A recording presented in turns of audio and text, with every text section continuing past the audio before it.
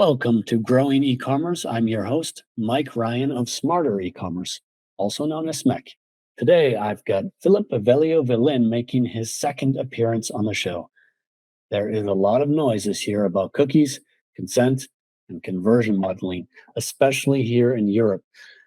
So Phillip and I discuss how to keep your e-commerce remarketing alive in this environment. I ask Phillip what Google consent mode is, what happens if you don't implement by March here in Europe, and we talk about some very interesting information along the way about modeled conversions, about third-party cookies, and about a new thing coming up, which is the ability for users to unlink their Google services. For example, disconnecting Google ad services from YouTube or Google search. It's a packed episode, so let's get into it. So, Phillip, thanks for joining us on the show once again. We're really glad to have you back. And for guests who missed your last episode, or it's just been a while, why don't you reintroduce yourself to us? What are your core interests and skills? What themes interest you too? Thank you, Mike. Thank you for having me again. Yeah, I'm here at SMAC working on everything that touches tracking and analytics. And those, I guess, are the two main focuses of my professional being. Absolutely. And that's a pretty boring area right now, right? Yeah, it used to be, I guess, until the sunset of Universal Analytics. then Google Analytics 4 came, huge chaos, and now there is consent mode, and let's see what will come in the future. Yeah, definitely. Maybe we'll be talking about Privacy Sandbox one time too with this whole cookie deprecation thing, but let's keep it for today. Let's keep it focused on what you just mentioned on consent mode.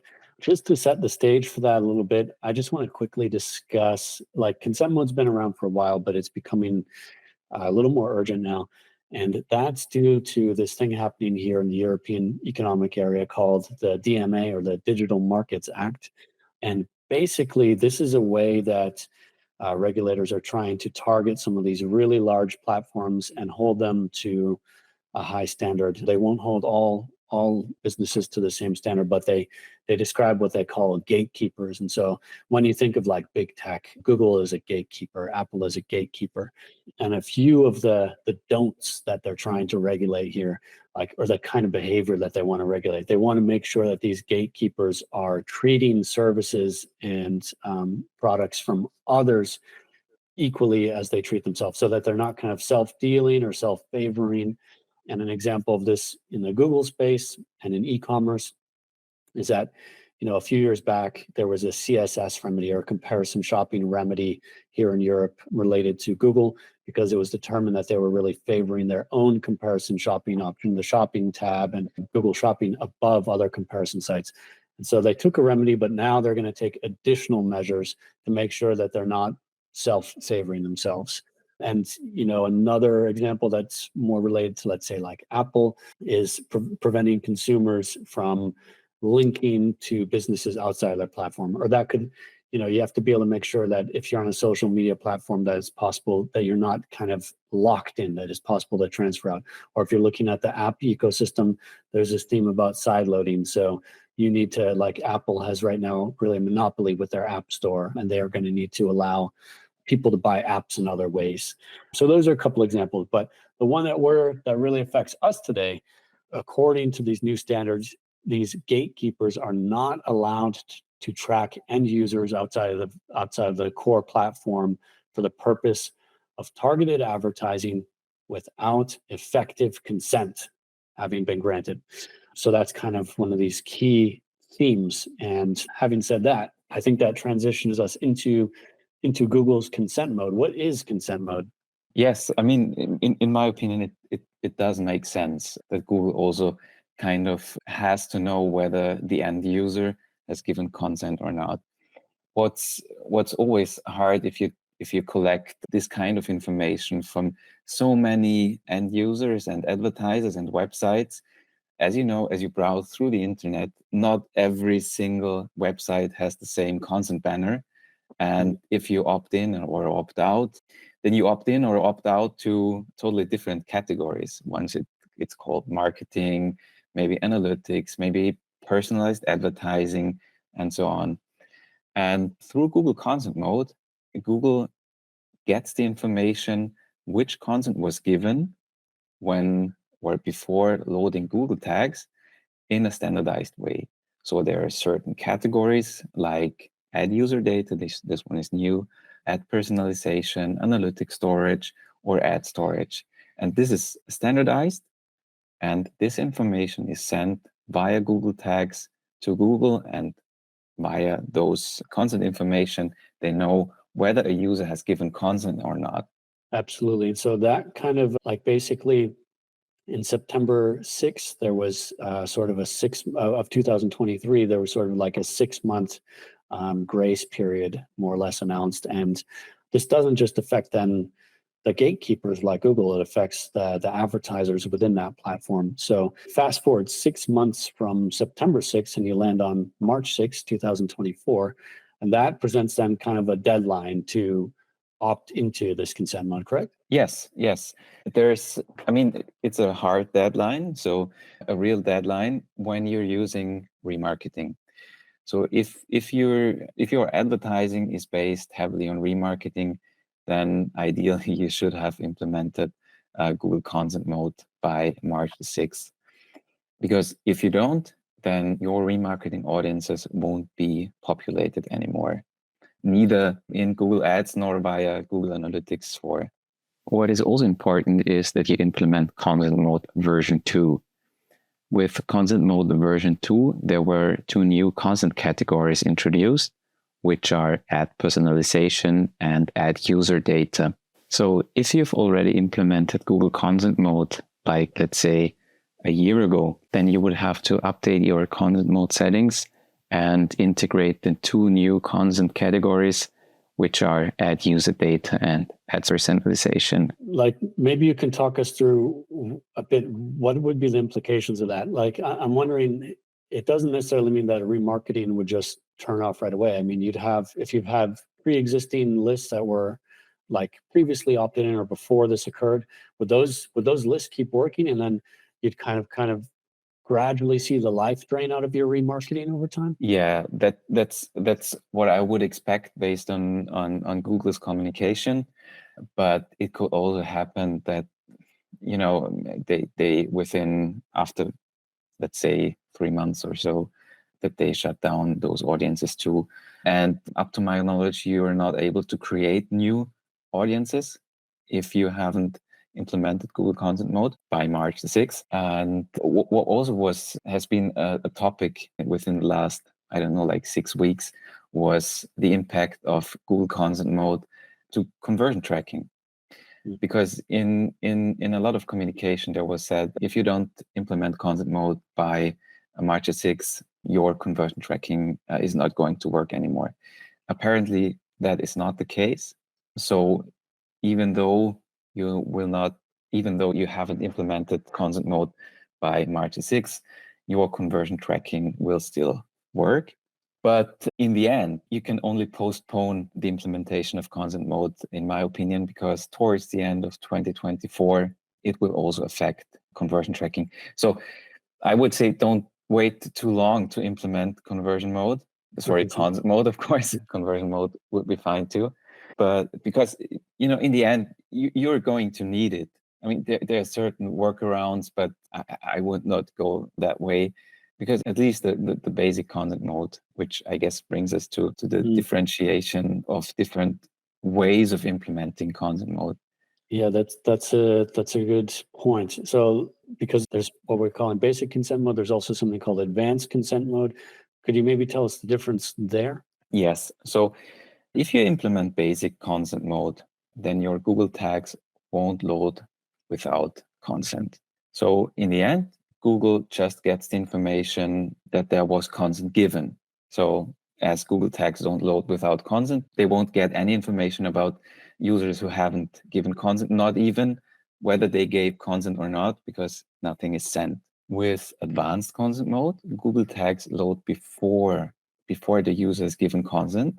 So also for users that haven't given consent, data is sent to Google.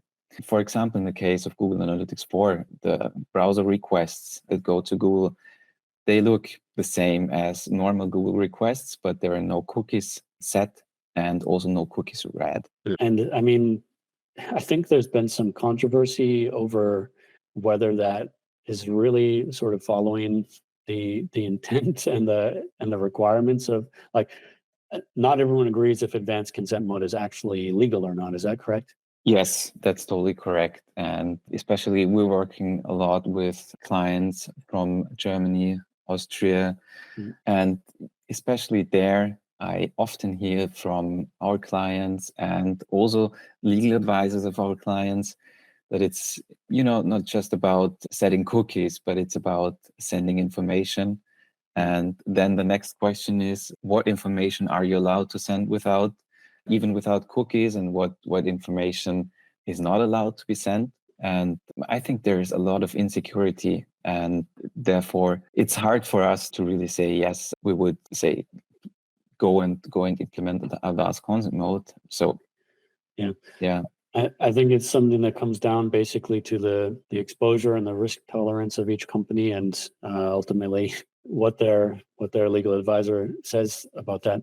I mean, just to think about the implications here, like, okay, so there's some data that is sent even before consent is given. Why does that matter? Like, what are the benefits of that Google's telling us, or what does that enable? Why should we care whether or not advanced mode is activated? The data is used for modeling that data, which would otherwise be lost if you wouldn't have sent the data. And yes, I mean, the thing is, if you don't set cookies and don't read cookies, then it's going to be very hard to know whether it's the same user who sent one event and then the next event and then the conversion on different pages, because this kind of tracking is at the moment mostly done by cookies. So this data, which is sent without consent, is used by Google for modeling. But even if you implement the basic consent mode version, even if you only send data when consent was given in Google Ads, you will see a conversion uplift. So even then, you get some kind of conversion modeling, because in the end, at least Google knows how many clicks there were and how many feedback they got with consent. So it's possible for them, even with just the basic consent mode, to model. But advanced consent mode will deliver more and better data than just the basic consent mode. So that's kind of that. When we talk about each company or each business, they'll need to do kind of their own cost benefit analysis or risk kind of benefit analysis. Like, okay, there's the risk that there is debate in the community whether or not this is legal or not, and then there's the upside of having these modeled conversions, of having more data that's getting captured and not lost. And so it's definitely something that people just need to look at and think about.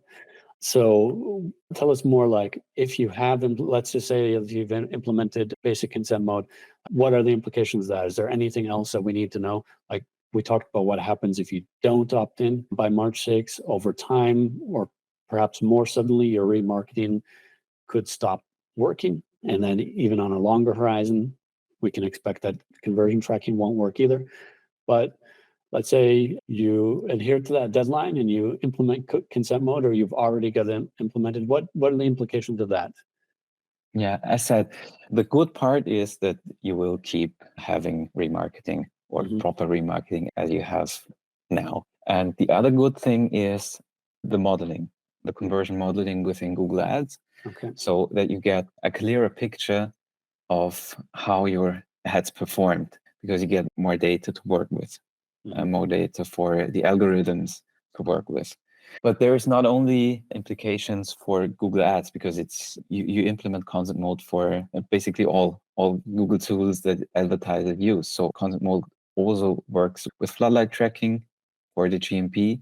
So it's the same situation there. If you haven't implemented consent mode by March 6th, then your remarketing audiences won't be populated anymore. And it's also the same in Google Analytics 4. If you use your Google Analytics 4 audiences in Google Ads, then Analytics 4 won't update those audiences anymore within Google Ads. And there's also modeling implications within Google Analytics 4. So with basic consent mode, there's actually nothing really happening in Google Analytics 4. So you will still have the same data. But when using the advanced consent mode, then you have, the first thing is you will have better conversion modeling. And in the end, I mean, Google Analytics 4 and, Google Ads has been modeling conversions for years now, but it's not, up until the consent mode, it was not about unconsented data, but more about browser restrictions and so on. And yeah, in Google Analytics 4, if you implement advanced consent mode, you will have a better conversion modeling and you will have behavioral modeling, where you get additional data in Google Analytics 4 about the behavior of your website users, and also the conversion export to Google Ads. If you're using Google Ads, Google Analytics 4 conversion tracking within your Google Ads account will also be better. Yeah, and I think that's a great point that you mentioned as well, that this has been happening for years. Apple has made privacy changes to Safari, for example, and you see other smaller market share browsers like Firefox, or it's really kind of just Chrome at this point that's using these third-party cookies anymore, right? Yeah, but it's not only about third-party cookies, it's also about first-party cookies, and which conversion tracking is primarily based on at the current point in time. Because you mentioned Safari and you mentioned Firefox, there we're talking about ITP and ETP tracking protection mechanisms, and there your tracking cookies will only have a lifespan of like 1 to 7 days. And therefore it's very hard for marketers and the whole online marketing world to know which channel led to a conversion. Was it Google Ads? Was it maybe something different? So that's the technical part of what has already been modeled to a certain extent. Yeah. So that's like, I don't know, I've just noticed a huge uptick in the conversations about these topics, like this kind of cluster of topics around cookie deprecation, around consent mode. It's because of there's things like Google Chrome started at, I think, 1% of users or something like that started 1%. Started the cookie deprecation, and then this consent mode deadline comes up. So on the one hand, it's perfectly understandable that it's on people's radars now and people are getting worried about it. But I think what should be calming to people to learn is that none of this is quite new. This has been going on bit by bit for quite some time now. And you might not be aware of it, but this has already been affecting your business and your traffic and your measurement to one extent or another for a while now. And so I think that's a positive here. Like the world is not ending. We're just kind of really going to be making the switch over to new ways of measuring. Yeah, exactly. And most clients I work with, they are totally aware that the data they are gathering and the data they are seeing is not 100% the data they have collected, but it's the data they have collected is just the foundation of what they're actually seeing, of how their attribution work, of how their different channels work. But I totally get why it's concerning to a lot of people. Also, when talking about the deprecation of third-party cookies within Chrome, although there must have been enough time to get some solutions, some workarounds, because it was postponed, I think, for, I don't know, help me out, 2 years. Yeah, years. I think it was postponed. Don't quote me on this, but yeah, I think it was like twice, and that summed up to like 3 years or something. I don't remember for sure, but yeah, it's been postponed. Yeah. So I hope what they've been building in the background, or I mean, not really the background, but what they've building is the so-called privacy sandbox, where you get at least something instead of third-party cookies to work with, and something your remarketing will work with, because remarketing is based a lot on third-party cookies right now. Yes, as you said, they haven't been building it like in the background or in secret exactly. It's been public what they're doing.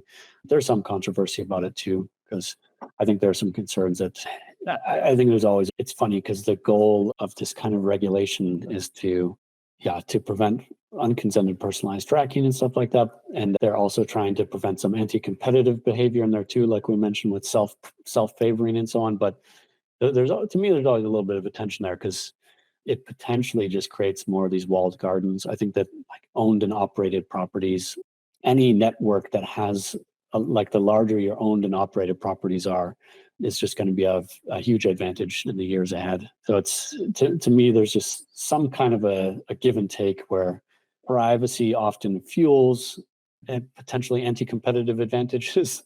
And yeah, but that's a whole other thing. I wanted, before I've got you just for a few more minutes, this is speculative. I mean, all this stuff, by the way, can change so fast. Everything's changing all the time.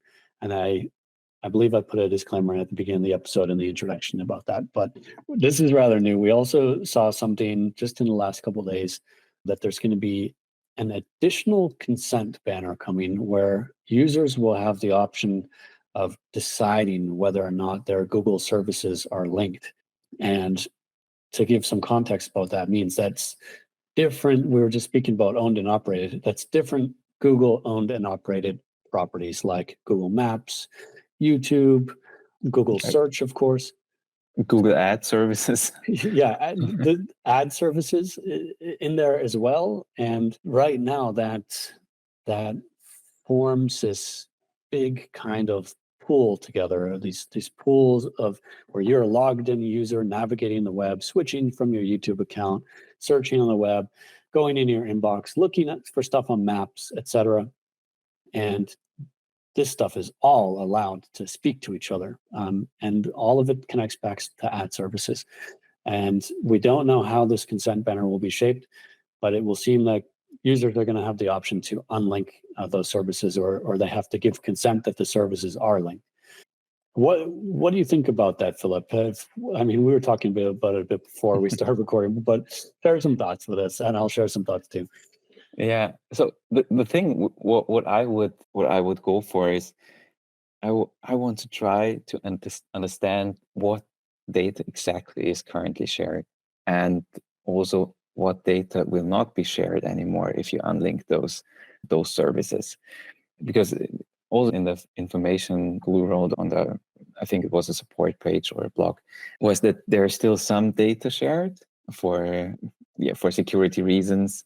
But still, it will be interesting what is the data that has been shared and what data will still be shared, and what data was necessary or used for advertising. And also, where's the line between ad services and search and shopping? To me, it's very unclear what the implication will be concerning especially those three services.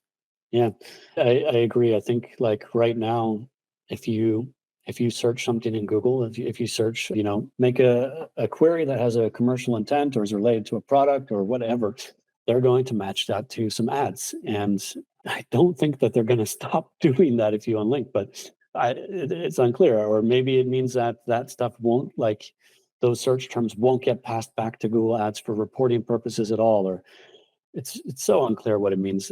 I definitely think, hold on, I'll give you one more. Like, let's think of Performance Max, which at least the way that's kind of described in the marketing, it's like it is this soup of placements and machine learning. It's the ad campaign type that grew up in this network of linked services and is designed to maximize that. The idea being that the AI has this audience graph and a product graph, and it's these user specific signals and auction time signals, and it's going to find this perfect blend of touch points. And I think that's a romanticized view of what PMax actually does. I think it's mostly these channels, then plus some remarketing there, maybe a lot of remarketing, but it calls into question what this means for any of these services or campaign types individually, or these kind of these special campaigns like Performance Max. What will happen there? But I view it as just another hurdle, at least to remarketing, because I think if someone is not linking these services, it certainly seems punishing to remarketing. So, there's this consent hurdle, there's this, and that's on the per advertiser kind of basis or per site basis.